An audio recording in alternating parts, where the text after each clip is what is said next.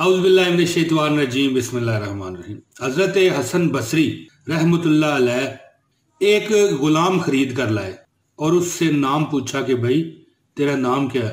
तो गुलाम कहने लगा कि आका जिस नाम से बुला ले वही उसका नाम होता है। गुलाम का कोई नाम नहीं होता, हर खरीदने वाला अपने ज़ौक के मुताबिक नाम रखता है। हजरत हसन बसरी रहमतुल्लाह अलैह ने पूछा कि तुझे खाने में क्या पसंद है।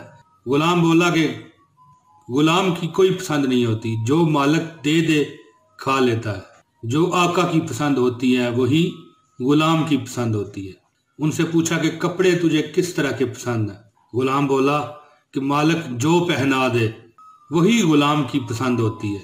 हसन बसरी रहमतुल्लाह अलैह की आंखों में आंसू आ गए, उनकी आंखों से आंसुओं की झड़ी लग गई। फरमाया बाखुदा तूने हमें रब की बंदगी सिखा दी है, जा मैंने तुझे आजाद किया।